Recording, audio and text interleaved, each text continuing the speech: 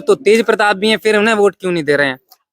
ऐसा है घोषिया कमरिया को और अच्छा ये भी चक्कर है। अग्निवीर पे आप क्या कहना चाहेंगे? कह रहे हैं लोगों का कैरियर बर्बाद कर दिया 4 साल का अग्निवीर करके। देखो ये है कि अभी इतनी देते थे, इससे क्या है? कांग्रेस में आता था, सपा को देते थे, हाँ। अब नहीं दे रहे, अब हम फूल को दे रहे हैं, भाजपा को दे रहे हैं। ये तो लौटती पड़ती छाया है, लौटती पलटी छाया है, सब वोटर्स की माया है। कभी सोचने की बात नहीं थी, ये सिर्फ मोदी जी का ही कमाल है जो उन्होंने ये कमाल करके देखा। गया था शूट करने, वहां तो लोग बता रहे थे समाजवादी पार्टी जीत रही है, बबलू भैया तो नहीं ऐसा कहीं नहीं, रेस में ही नहीं है, ऐसा कुछ है ही नहीं, ऐसा कुछ पता नहीं। चला कि 90% वोट समाजवादी पार्टी में गया था पिछली बार, तब जाता था, अब बबलू भैया के साथ है। करैल विधानसभा का उपचुनाव शुरू हो गया है। बस कुछ दिन की बात है कि जनता वोट डालेगी, फिर से किसकी किस्मत चमकेगी। एक तरफ है अनुजेश यादव जो भारतीय जनता पार्टी से खड़े हुए हैं, वहीं दूसरी तरफ अपनी साख बचाने के लिए खड़े हुए हैं तेज प्रताप सिंह जो पूर्व में सांसद रह चुके हैं। इसी प्रकार चुनावी महासंग्राम के चलते इस उपचुनाव में हम ग्राम नगला मानंद में आ गए हैं के लोगों से जानेंगे कि वो इस बार करैल से किसको जिता रहे हैं, किसका पल्ला भारी है। आप लोगों को क्या लगता है कमेंट बॉक्स में जरूर बताएं कि आप लोग किसको जिताना चाह रहे हैं और क्यों जिताना चाह रहे हैं। नमस्कार, स्वागत है आपका आपके अपने YouTube चैनल द जनता तंत्र पे। मैं हूं आपका दोस्त, आपका होस्ट एडवोकेट अतुल की जनता से जानेंगे। पहले तो आज ये बता दूं, उन्होंने बढ़िया से टेंट भी लगा रखा है, शायद कोई सेलिब्रिटी या फिर कोई प्रचारक आ रहा है अपना वोट प्रमोशन मांगने के लिए। वैसे गांव की जनता इनसे भी जानेगी कि वो किसको जिताना चाह रहे हैं और क्यों जिताना चाह रहे हैं। कई सवाल होंगे, आपके भी कई सवाल होंगे, वो कमेंट बॉक्स में मेंशन करें जिससे मुझे अगली वीडियो में मदद मिले। तो दद्दू नमस्कार भैया, कैसे हैं आप? ठीक है, बढ़िया है। उपचुनाव है, कुछ दिन में वोट डलने वाले हैं, किसे जिता रहे हैं यहाँ से करैल से? बबलू भैया जीत गए। बबलू भैया जीत गए? अभी तो वोट पड़े भी नहीं, बबलू भैया जिता दिए। पहले जीत के हमारे गांव का 90% वोट मिल रहा है उनको। हमारे गांव जो वोट पड़ेगा उसका 90% वोट बबलू भैया को मिल। जैसे मैंने पिछले आंकड़े जब मैंने खगोले आपके गांव के, तो वहां पता चला कि 90% वोट समाजवादी पार्टी में गया था पिछली बार। तब जाता था, अब बबलू भैया के साथ है, अब हमारे बबलू भैया है। ऐसा क्यों? अब बबलू भैया क्यों आ गए हैं? क्योंकि पहले समाजवादी पार्टी का गढ़ है ना ये तो। अब बबलू भैया हमारे नजदीक के, हमारे घर के, हमारे रिश्तेदार हैं। रिश्तेदारी बता रहे हैं। रिश्तेदारी क्या, अनुजेश प्रताप जी के यहाँ सबसे घरेलू संबंध है, घर के संबंध है। अच्छा, ये हमारे लोकल के हैं और जब भी चाहते हैं, जो लोग चाहते हैं तो अब बबलू भैया के पास ही जाते हैं। किसी कोई भी काम पड़ता है तो सफाई वाले तो किसी से मिलते नहीं है। आपको पता है कि भाई वीवीआईपी लोग हैं, अगर कोई गरीब या थोड़े तबके लोग हैं वो नहीं मिल पाते हैं। और जो भी काम होता है वो बबलू भैया के द्वारा होता है, यहाँ उन्हीं से मदद के लिए जाते हैं। वही यहाँ अब अगर बबलू भैया जीतेंगे तो लोगों का विकास होगा। तेज प्रताप जी कहाँ अपने जैसे समाजवादी पार्टी अभी तक वही चले आ रहे थे, उन्होंने काफी डेवलपमेंट के काम कराए हैं। करैल विधानसभा में तो बहुत ही काम कराए हैं, लोगों का कहना है। नहीं, लोगों का कहना है, लेकिन इस बार ये सब बदलेगा।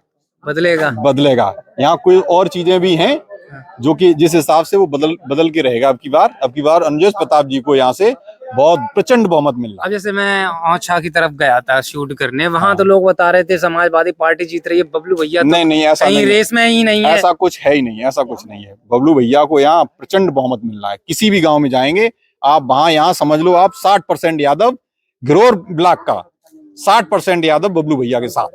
जैसे कहा जा रहा है 60% यादव बबलू भैया की तरफ। यादव तो तेज प्रताप भी हैं, फिर उन्हें वोट क्यों नहीं दे रहे हैं? ऐसा है घोषिया कमरिया को और अच्छा ये भी चक्कर है।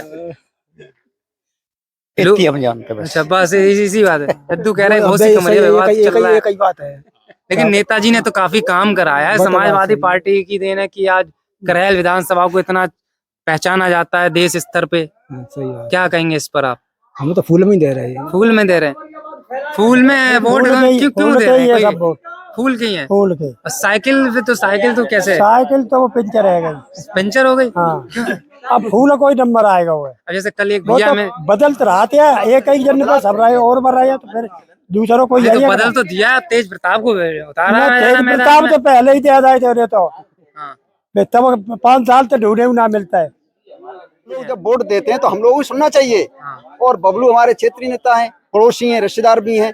अब की बार हमारा पूरा नगला मानंद एक मुस्त होके भाजपा को सपोर्ट। अच्छा, रिश्तेदारी की आप बात करें तो क्या रिश्तेदारी है? जो सुख दुख में भी आते हैं हमारे। वो जब कोई परेशानी होती है, अगर उनके हम यहाँ जाएं तो हमारी मदद करते हैं।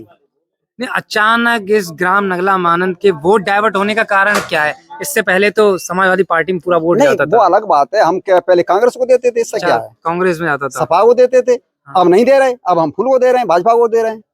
ये तो लौटती पड़ती छाया है, लौटती पड़ती छाया है, जी। सब वोटर्स की माया है। कमेंट बॉक्स में मेंशन करते किसको देना चाहेंगे वोट? फूल को वोट। क्यों देना चाहेंगे फूल अब को? बदलाव होना चाहिए। लोग किसान तो परेशान है, गौ गायों की वजह से किसान बहुत परेशान है। किसान तो अगर परेशान है उसका गाय है संशोधन किसकी? होगा, वो तो हम ही लोगों की हैं। और कहा जा रहा है गौशालाएं बनवाई, उनका भी अच्छे से काम नहीं कर रही है सरकार।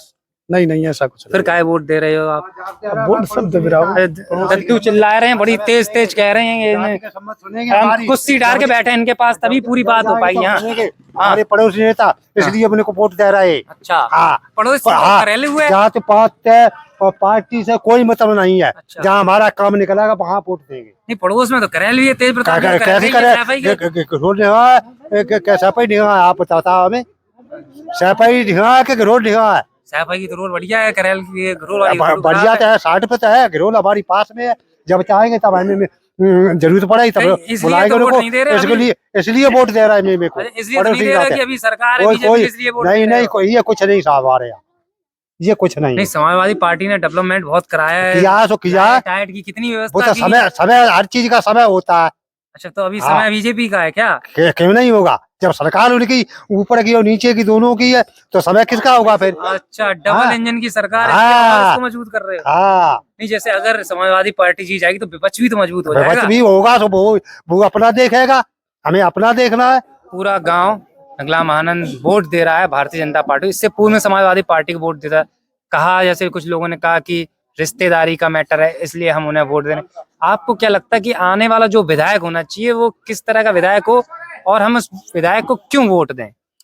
अतुल, ऐसा है, मैं एक रिटायर्ड सैनिक अधिकारी हूँ, जी। कर्नल जयवीर सिंह यादव मेरा नाम है। मेरी सोच जो है वो स्थानीय मुद्दों तक सीमित नहीं है। स्थानीय मुद्दे तो खैर अपनी अपनी जगह होते हैं। मेरी सोच जो है वो राष्ट्रीय स्तर पर है। जब से मोदी जी सरकार में आए हैं, उन्होंने अपनी भाजपा की जो सरकार बनाई है, हमारे देश को विदेशों में बहुत सम्मान मिला है। और ऐसे ऐसे काम मोदी जी ने कर दिए हैं जो आज दिन तक कोई भी सरकारें नहीं कर सकी। चाहे वो किसान सम्मान निधि हो, चाहे एक्सीडेंट और नॉर्मल बीमा जो लोगों को प्रोवाइड किया है, किसान सुरक्षा बीमा, किसान सुरक्षा आयुष्मान कार्ड दिए हैं, और अब इस समय 70 साल से ऊपर के जो व्यक्ति हैं उन्हें 5 लाख तक का फ्री ट्रीटमेंट का कार्ड दिया जा रहा है। ये तो स्थानीय मुद्दे हो गए। विदेशी मुद्दों पर आज हमारे भारतवर्ष को जो सम्मान मिल रहा है विदेशों में, और जिस तरह से मोदी जी विदेश जाते हैं, तो जो देश के बड़े विदेशों के जो बड़े बड़े नेता हैं, रूस, अमेरिका, फ्रांस, इंग्लैंड, वो भी मोदी जी को स्वीकार करते हैं, और मोदी जी ने वो अपने हिंदुस्तान की छाप बनाई हुई है। इसके अलावा विदेश नीति जो है हमारी बहुत ही कामयाब है। आज हमारे देश को सुरक्षा परिषद में एक परमानेंट जगह मिल गई और वीटो का अधिकार मिल गया। ये कभी सोचने की बात नहीं थी, ये सिर्फ मोदी जी का ही कमाल है जो उन्होंने ये कमाल करके दिखाया है। तो कर्नल साहब, जैसे आपने कहा कि विश्व स्तर पे भारत की अच्छी नामवरी हो रही है, पावर्स मिल गई, वीटो पावर मिल गई है। एक नॉर्मल शहर के लिए, जैसे करेल विधानसभा जो क्षेत्र है, यहाँ के जो आस पड़ोस के गांव है, उनके डेवलपमेंट के लिए, बहुत से युवाओं के रोजगार के लिए, अब जैसे मैं औछाम गया, वहाँ लोग कह रहे थे युवाओं को रोजगार नहीं मिल पा रहा है, युवा भटक रहे हैं, उसके लिए आप क्या कहेंगे? मैं इस बात से सहमत नहीं हूं कि युवाओं को रोजगार नहीं मिल रहा है। ये तो सब राजनीतिक षड्यंत्र टोटले हैं। आज गांव देहात का बच्चा ये नहीं जानता कि हमारे लिए रोजगार के साधन कहां कहां उपलब्ध हैं। आज कर्मचारी चयन आयोग में जाइए, सेंट्रल गवर्नमेंट की जॉब चाहिए, यूपी में पुलिस की, अध्यापकों की, तमाम दुनिया भर की जगह निकलती हैं। लेकिन अनफॉर्चुनेटली जो गांव की यंग जनरेशन है, जो बच्चे हैं जो रोजगार के लिए बैठे हुए हैं, रोजगार के इंतजार में हैं, उन्हें इतनी जानकारी नहीं है कि हम अपने आप को कहां कहां के लिए तैयार करें। इसकी जरूरत है, वो गांव देहात के लेवल पे ही उसकी तैयारी होनी चाहिए। उसको कोई नेता थोड़ी तैयारी कराएगा कि न गवर्नमेंट तैयारी कराएगी। मेरा एक प्रश्न और ये था, जैसे आप आर्मी से रिलेटेड हैं जी, आर्मी में आपने सेवा दी, देश में कंट्रीब्यूशन किया, अपने पूरा जीवन दिया। अग्निवीर पे आप क्या कहना चाहेंगे? कह रहे हैं लोगों का कैरियर बर्बाद कर दिया 4 साल का अग्निवीर करके। देखो, ये है कि अभी इतनी जल्दी कुछ कह पाना थोड़ा सा अर्ली होगा। अग्निवीर जो एक योजना है, बड़े सोच समझ करके लोगों ने बनाई है, और इसमें केवल राजनेता ही नहीं, इसमें ब्यूरोक्रेसी भी है, आर्मी के जो सीनियर अधिकारी हैं वो भी शामिल हैं, और ये बहुत दूरदर्शी योजना है। इस योजना से हमारा क्या है कि ज़्यादा से ज़्यादा यंग जनरेशन जो है वो आर्मी को समझेगी, आर्मी के लिए तैयार होगी, और एक ट्रेंड मैन पावर अवेलेबल हो जाएगी। इसके बाद गवर्नमेंट ने ये बोला हुआ है, गवर्नमेंट ने, कि जो यंग अग्निवीर रिटायर होकर 4 साल के बाद आएंगे उनको हम पुलिस में लेंगे, पैरामिलिट्री फोर्सेस में लेंगे। इसके अलावा और हमारी जो अन्य नौकरियां हैं उनमें लेंगे। तो इससे क्या होगा, अग्निवीर से हमारे देश में ज़्यादा से ज़्यादा यंगर जनरेशन ट्रेंड होकर के तैयार हो जाएगी।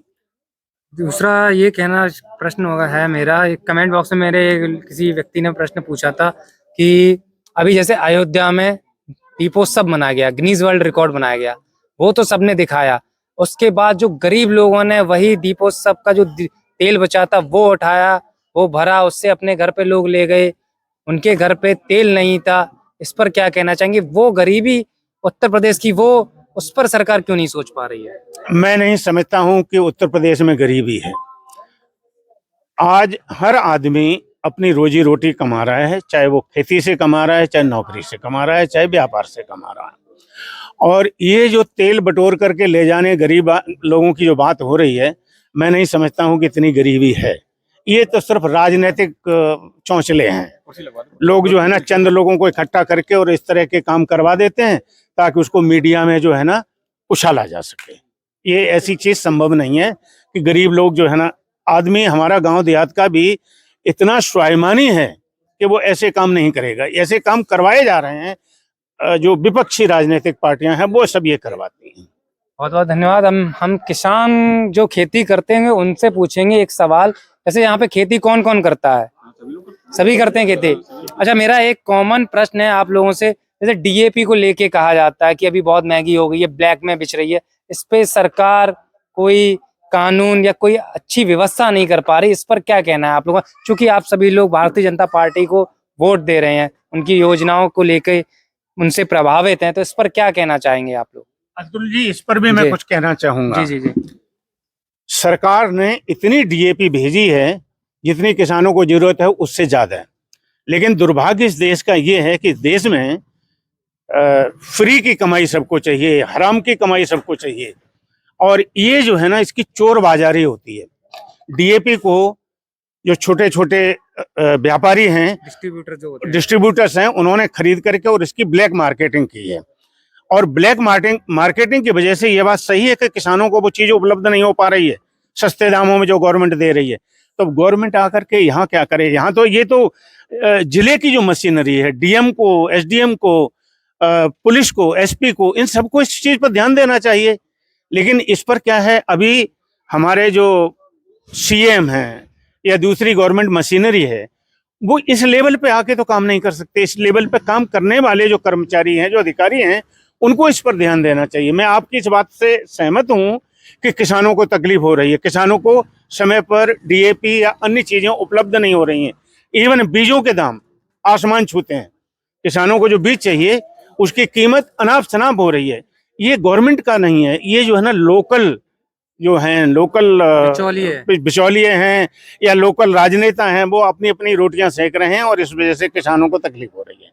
आप लोगों को क्या लगता है? कमेंट बॉक्स में मेंशन जरूर करें कि जो दादा ने कहा या फिर जो और स्थानीय लोगों ने कहा वो कहाँ तक तर्क सम्मत है।